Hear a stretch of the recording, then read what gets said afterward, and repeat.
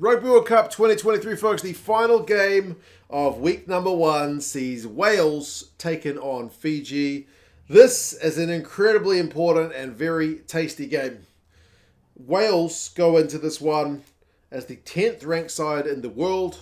Fiji are 7th. Fiji are the top team in this pool in terms of world rankings. Both these sides replaced their coaches going into the World Cup. Vern Cotter left Fiji start of the year or end of last year, replaced by Simon Rowlands. The results have been fantastic.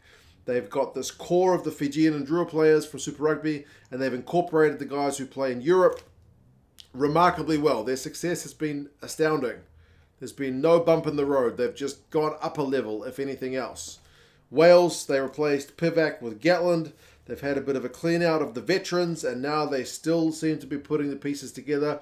Hasn't maybe quite clicked just yet, but we need to ask ourselves, maybe this is the time. Maybe they finally get it right. They've had so much time together in the build-up. Maybe. We'll have to wait and see. We're going to go through the lineups, some recent history, predictions, stats, and you guys can let us know your thoughts on how this is going to go.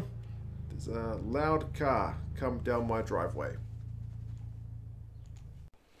One of my neighbours has got a visitor. Fiji, man, you cannot sleep on how good their forward pack is right now. Like Fiji, we all know they've got bloody exciting backs. It's just a cliche. Fiji and attacking wingers and whatnot. But their forwards, Mawi, Matavesi, Tagi, that's your front row. Nasilasila and Cirikidaveta, that's your locking duo. Same as they played in their last game. So no changes there. Very stable. And just very physical, man. This is a side that can win scrum penalties. They can get maul tries. Their line-out percentage needs work, but the forward pack is genuinely very, very good. Tuisue is a big unit at 6. Expect to see a lot of carries from him. Tagitagivalu, tackle for days. Well, how many tackles did he have against England? 16 out of 17. Massive, massive work rate. And then William Mata, number 8, very familiar to Northern Hemisphere fans with how many years he's been up north. 61 metres in his last game. Offloads like crazy. Always generally Fiji's top carrier, there or thereabouts. Very, very busy work rate from number 8. It's a really good Fijian forward pack. Physical, abrasive, and skills all rolled into one. Lamani and Taylor are your 19 combo. Caleb Muntz being out is brutal. Caleb Muntz was their 10 all in the recent weeks. And he was kicking accurately. He was busting tackles, distributing. He was the whole shebang. The fact that it's Tetitela is... Oh, it's all right. It's all right. He's played a lot for the Drua. But the form that Muntz was in and the fact that he's out is absolutely brutal. So I wish Tetitela luck, and I hope he can replicate some of the goal-kicking form that we've seen from Caleb Muntz. Because likewise, this is a Fijian side that's happy to keep the scoreboard ticking over with penalties if you give them that chance, at least when Muntz was kicking. Randradra and Nayatalevu. Name me a better midfield combo in World Rugby, man. These guys are right up there. You probably will go and name them, won't you? But geez, these guys are good. They will give anybody a run for their money. I mean, Randradra with his offloading game and his tackling has been insane. But Nayatalevu, he had 70 run meters on average this campaign. He is in cracking form. He's quick. He's powerful. Top 14 guys are very familiar with him. Yeah. Look out, man. That's some proper class. And then the outside backs, Habosi, Ravutamanda, and then Droasese. You've heard me wax on lyrical about Ravutamanda. His form since taking a step up from Super Rugby level to Test level has been fantastic. Against England, 8 defenders beaten, a try assist, 2 clean breaks, 82 metres. Need I say more? He did get beaten for 1 try earlier by Johnny May, but then did him back worse when he skinned him on the outside. So, pace, offloads. Yeah, man, this Fijian side is very, very good. I don't want to start saying like best I've seen in my lifetime, but very good, very consistent, very balanced. Maybe the most balanced one I've seen. Replacements, Ikanaveri, love that guy from close range, great try scorer, Ravai, Dogier, and then Mayana Vanua, Botia, turnover merchant, and 3 backs, Kurivoli, Tuisue, and Mangala. You can bring Joshua Tuisue off the bench. Bro, that's nuts. That's unfair. That guy's a bus. Yeah, good luck trying to tackle him. I can't think of many guys I don't want to tackle more. than him. There's a lot. There's a lot of guys I don't want to tackle. I don't want to tackle any of the guys at this World Cup, but Tuisue in particular is a huge ball carrier. Wales lineup, also not bad, man. Maybe not quite as sexy in terms of some of the offload and ball carrying guys that the Fijians have got, but it's more about getting points on the board than being the sexiest side out there. Gareth, Tomas, Ryan, Elias, Tom Francis, these guys are all back into the side after not playing in Wales' last game. Remembering that Wales have had an extra week off compared to most sides. They didn't play in that final Summer Nations Series round. And then Will Rowlands and Adam Baird as the locking duo. That seems to make sense to me. That seems to be the premier locking duo in Wales right now. You'll look for Adam Baird to shut down the maul, steal line-out ball. Will Rowlands is going to be the enforcer and just make tackles all bloody day long and hopefully not give away too many penalties. Wainwright switches to number 6 from number 8. Jack Morgan is going to need to lead from the front at number 7. He had a cracking game against England not too long ago where he got turnovers, he got big carries, he got a try. Was it a try assist? He was incredible.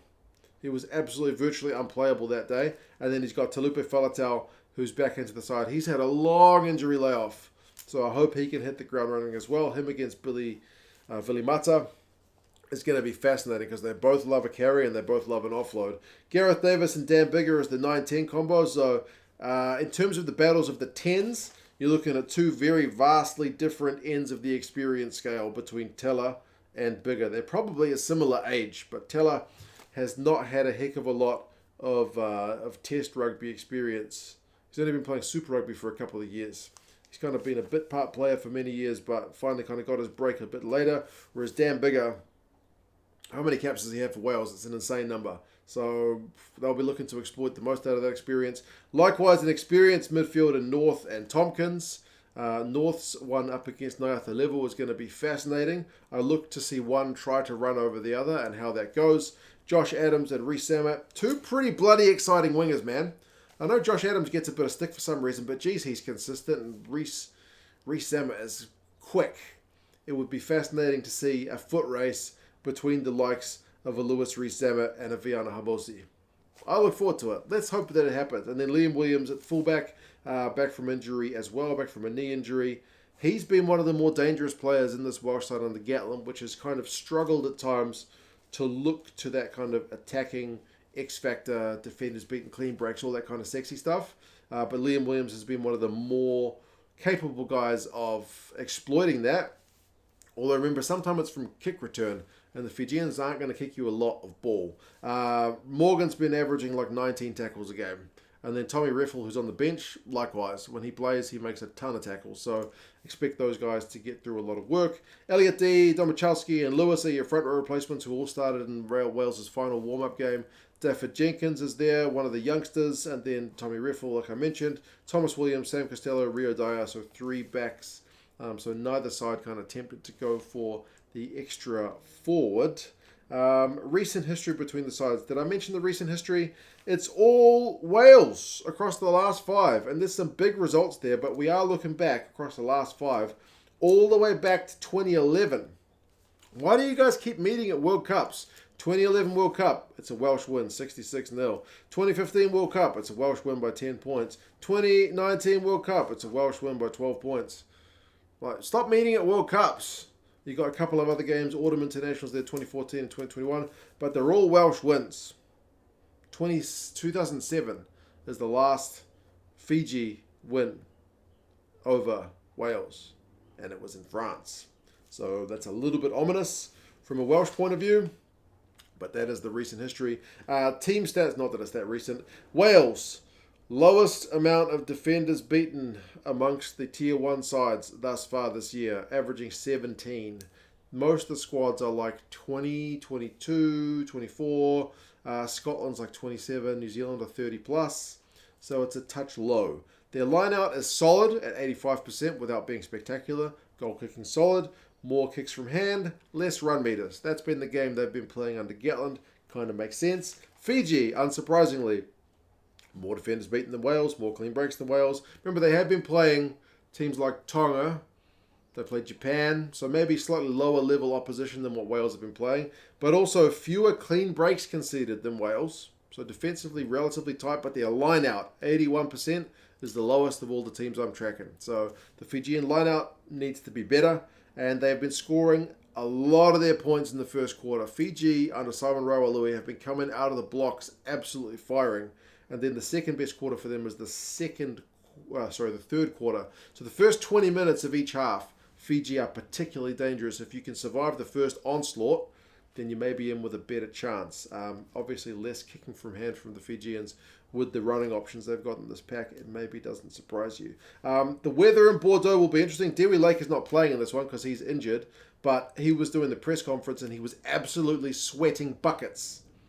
So if it's hot and miserable, you feel like the Fijians are going to be better adapted to that. So that may be an advantage for them. As on at Bordeaux on Sunday, it's 2100, so 9 p.m. local time, which may mean the weather is cooling down a bit. I'm not sure if the weather cools down at nighttime in Bordeaux. I've lived in China before.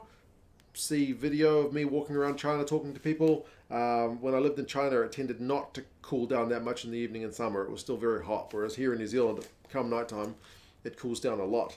Matthew Carley is the ref, and he is going to be officiating a game which has a Welsh favourite with the bookies by 4 points, but a Fijian favourite with the algorithm, Rugby Forecast, by 1 point. So yes, the first game that I've previewed thus far that has a split between the two predictions. 2 cents on tour, like I said, check it out if you want to see my other videos in China, which is not rugby. But there's going to be a ton of rugby content on this channel, so why don't you subscribe while the World Cup is on? Maybe stick around. We'll talk some rugby. You guys let us know your thoughts. Who's going to win this one? And yeah, I'll talk to you guys again soon.